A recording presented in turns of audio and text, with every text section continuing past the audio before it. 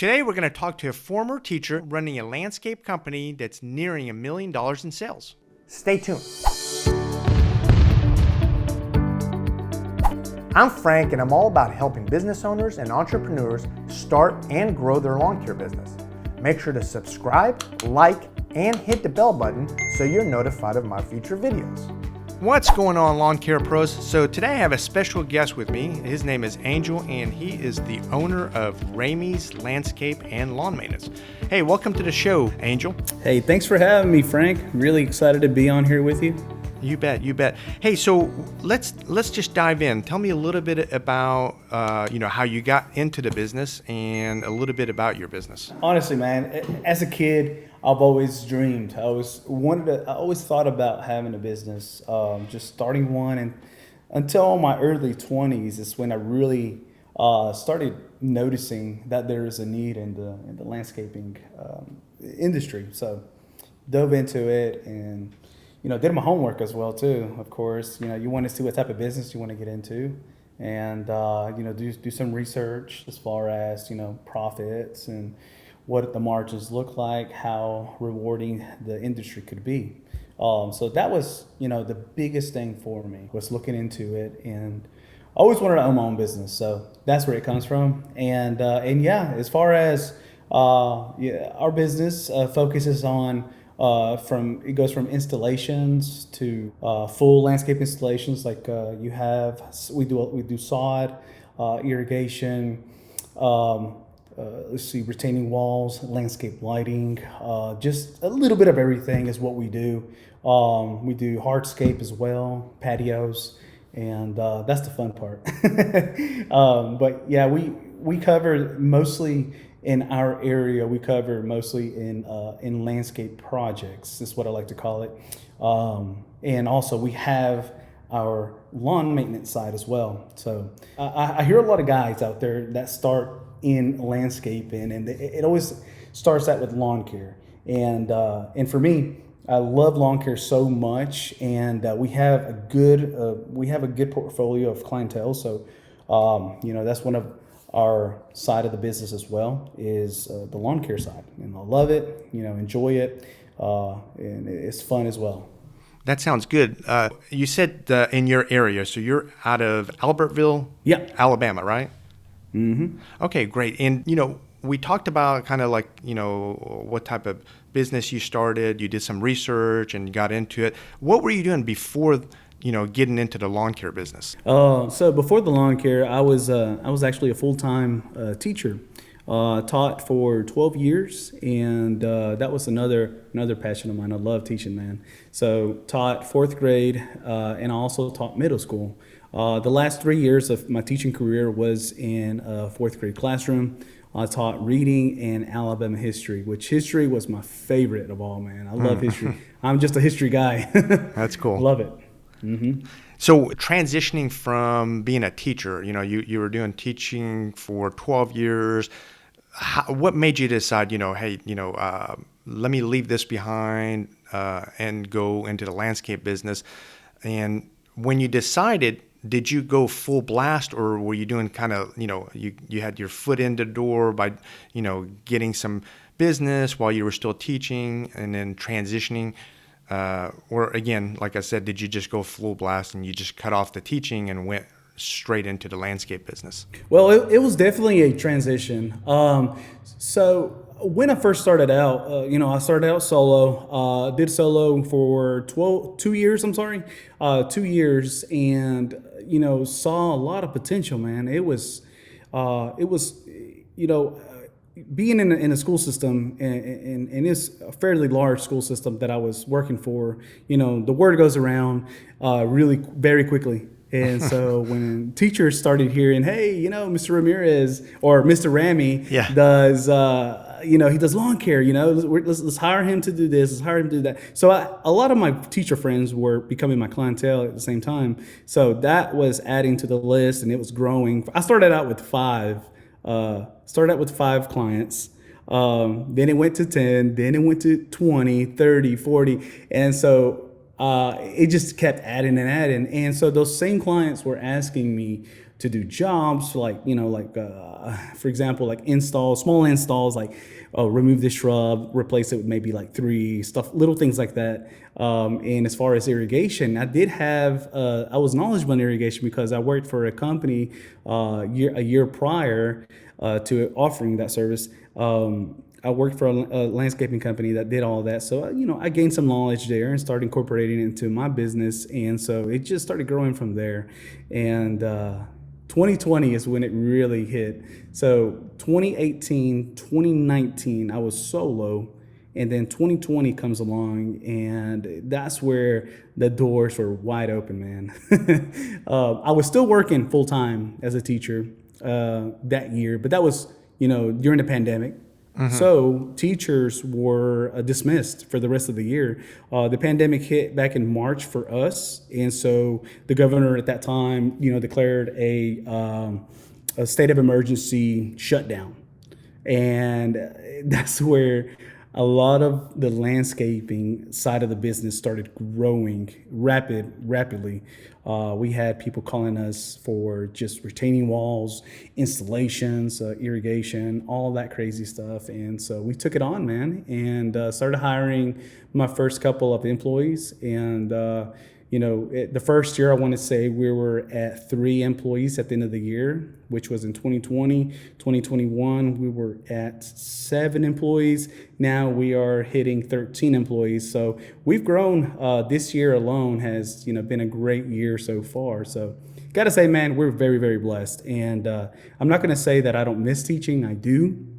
Teaching was I would say, open the doors for opportunities because, as well as I do, teachers get the summers off and we get a lot of breaks throughout the year. So that there really helped, to start a side hustle. That side hustle turned into what we have now as a business.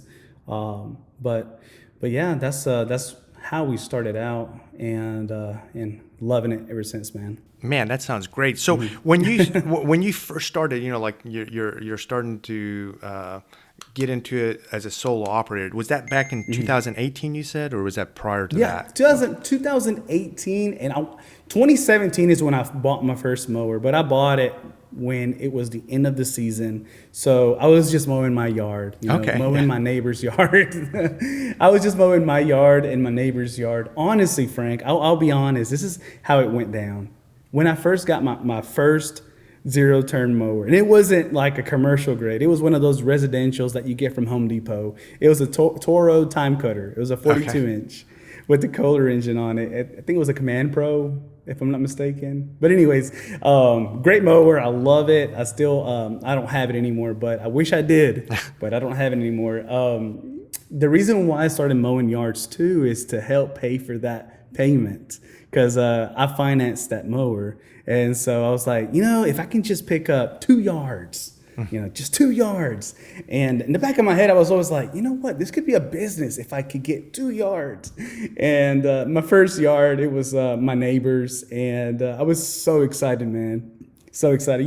That first one is always special. So, and we still mow it till today. So, oh, wow. But that was when it started clicking, and I was like, what, this is it, this is the business. And I did more research, did my homework as far as how to charge and what type of services I wanted to offer. Back then I was just so into teaching my first year solo that I wasn't really thinking about going full-time. I had a thought about it, but I wasn't like really serious at that time. I got really serious about it back when I really got serious about it was back in 2020. I got you. So 2020 was, like you said, that was your launch, right? Because with the pandemic and everything going on, it was a good opportunity to get involved. And like you said, wow, you said you had 3 employees back in 2020, 7 in 2021, and wow, you're like growing exponentially. You got 13 employees this year. How cool is that, man? Yeah. It's been a great year so far. We're very blessed. I think we're actually we're gonna hire one more guy, and that'll be it for the season. We picked up a contract, so I figured why not, So we went ahead and just we're gonna hire a new guy, and so we'll be up to 14. And Wow. I think that'll be the cutoff. That's I think. exciting. That's exciting. So speaking of employees, that's one of the sticking points with a lot of companies, right? It, what are some of the challenges for you as far as retaining employees and getting the quality that you're looking for? Because I know from the sound of it, the way you're growing your business, you look for quality, right? And you have to look for that quality in your employees. So tell me a little bit about that. Like, what are some of your struggles when it comes to the employees? Here's what I get. I get that asked a lot. I get that from my clients as well. They're always like, "Man, you guys, you keep your employees," because my clients, like my lawn care clients, they know my guys' names and everything that mow their yards. And as far as my project groups, we always go back to add maybe an addition to something. And they're like, "Oh, you're still with Ramy's." They're joking, of course, but Right. but yeah, we get that asked a lot from other companies as well. And it's just the company culture. It's the culture. My biggest thing is honesty and communication. Honesty and communication goes a long way. Always, be in communication with your guys. Be honest with them, and that way they'll see your honesty and they'll be honest with you as well. That's the first thing I always tell them, at the beginning, whether it is a helper or a crew leader, I always tell them honesty is what I'm looking for, and hard work. I tell them at the right off the bat, this is a very intense type of job. It's outdoors, obviously, so get ready to be on that boat, and the boat's going to keep going no matter what. So that's the biggest thing, is making sure everyone is on the same page, communication, and being firm when you first hire. Obviously, is being firm with them about your expectations, and even if they're a crew leader, what they expect from me as the owner, is the communication between us is key. Especially if they're on a project and I'm not there, I want to make sure that they know what I expect. You see what I'm saying? So Absolutely. It's very important to have that as one of the key rules of the business, and they understand. It's really been a blessing. All of my crew leaders have been with me. One of them is going on third season, third season. I'm sorry, with me right now, and the other guys this is their second season with me, and they've been with me ever since. One of the biggest challenges in our area, since we're part of the southern states, we're in the South, is once lawn care season is over, what do? We don't get any snow. We don't offer that service, obviously, because we get no snow during the season, during the winter months. So you have to keep them busy. So I tell them, hey, this is a full-time job. Whenever you're not working with, on the lawns, when we're not mowing, when it's not mowing season, you're going to be moving into with our project groups. So I try to keep them, at least 40 hours a week during the cold months. So Man, that's good. It gives them a promise in a way, because there are some companies in our area that, shut down on the winter months. So that's another thing. They want to make sure they're getting, a paycheck Absolutely. throughout the whole year.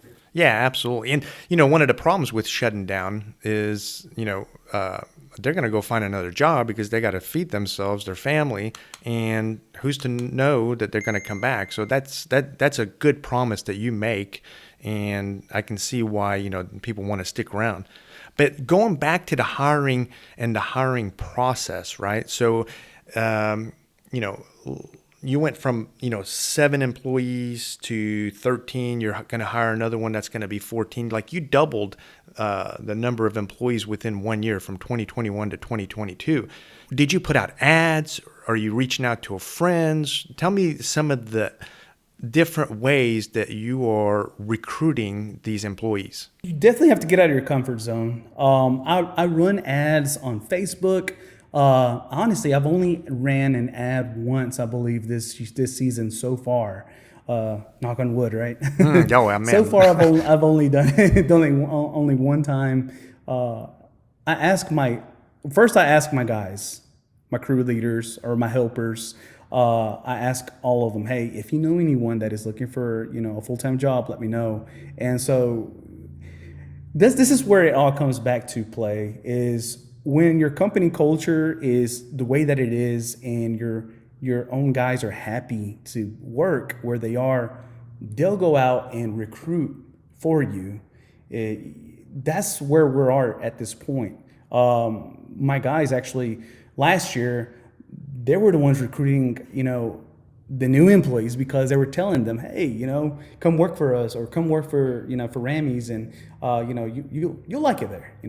I won't say that it's been perfect. I won't say that we haven't had an employee that we had to fire before. We fired maybe 3 all year last year, which is, in my books is pretty good. Simply because they just weren't a fit for our business. And they knew it too, and I always make sure that they know that, or I give them an option. Hey, so and so is hiring. A buddy of mine, that has a lawn care business too. I say, hey, he's hiring. Maybe you can, you can see that as an option if you were interested in this industry still. But I always want to make sure that everybody is comfortable here and feel comfortable talking to me. Because I remember working for several companies back in my days when I was younger. For some reason, the owners seemed so intimidating to me, in a way. Yeah. Not like, oh, this and that. No, it's more like the way I look at it here is you want to make sure that they feel comfortable enough to speak up if they need to. We have meetings every month, the beginning of the month, and I give everybody an option to speak for, say, example, if there's something that we need to work on. First, I give the crew leaders the option, hey, you guys have anything that, we need to work on? Is there a certain skill that we need to work on, a quality that we need to work on? And we want to make sure everyone is in there so we can communicate that with each other. I'm not saying telling each other. What I'm saying is we need to find ways to better our services. Not, just digging a hole, throwing a plant in there and just covering it with dirt. No, just you have to, obviously, you have to know how to do stuff like that.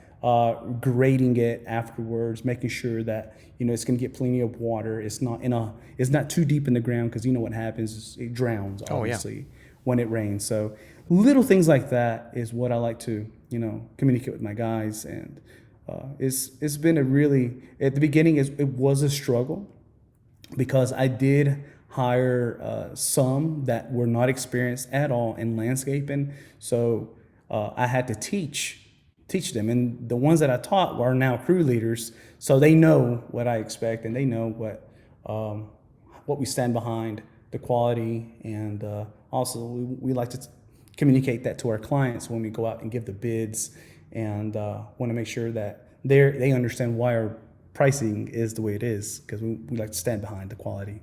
Nice. And you were a teacher and prior to doing the landscaping business, and one of the things that I preach is whenever you hire someone, it's so important to have a good training program or processes in place. Yes. Tell me a little bit about how important it is to you and how you implement some of those things as far as getting your employees trained. Back in teaching, when I was teaching, we call that scaffolding. Okay. We call that scaffolding. We guide them in a way, and then once we see that they're ready, they're ready.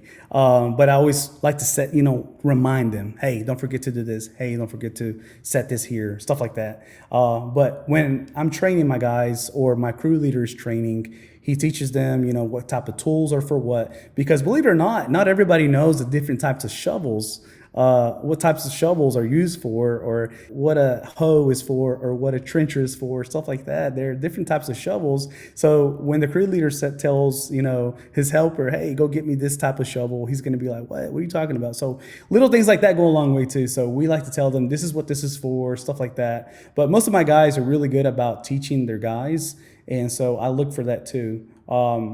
Same thing goes to when you're pruning, trimming.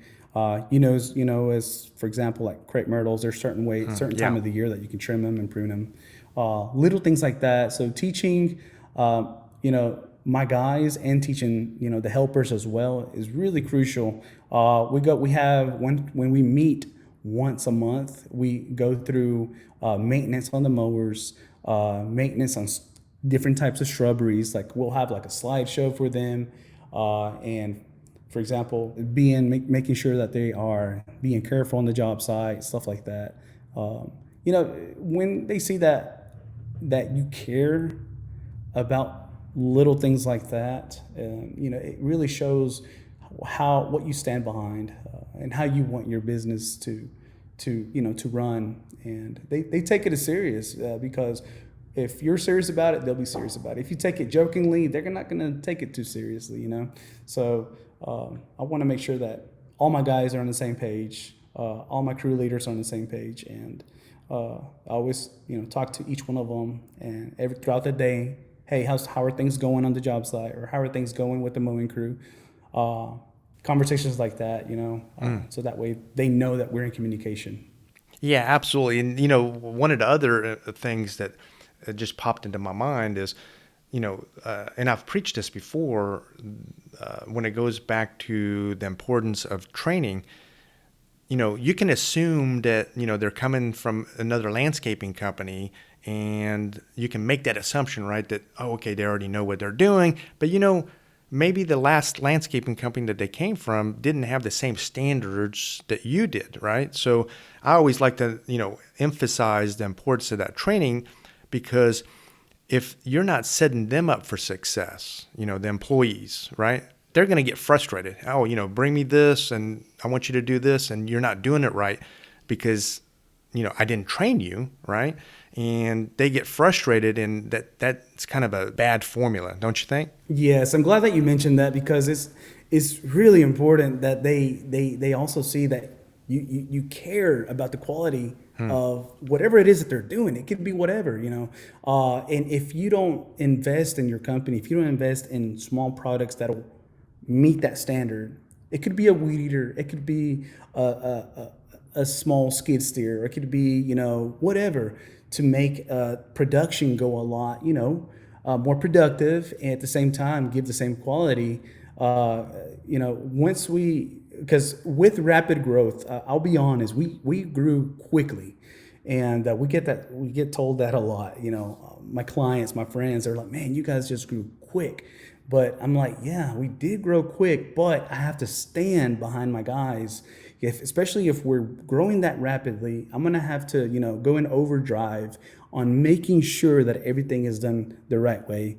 So I wanted to make sure that was one of the biggest things in my business, is standing behind my product. Because, you know, with rapid growth, you have to act very quickly on how to fix a problem, or how to come up with a solution to whatever it is that's going on. And that right there really taught me a big lesson. And that was one of the biggest reasons why I had to step out of the classroom. I couldn't be in a classroom and guide my guys at the same time, if that makes any sense. So Oh, sure. stepping out of the classroom made a huge impact on my business. And that's why we are here, you know, today. And, you know, thank God we're still growing. Absolutely. It sounds like you got many years of growth ahead of you. It sounds like you got a really good formula. Just need to keep doing what you're doing, and I think you know, much growth ahead. And we'll continue this conversation with Angel on our next episode. If this information was helpful, make sure to subscribe, like, and hit the bell button so you're notified of my future videos. See you next time, lawn care pros.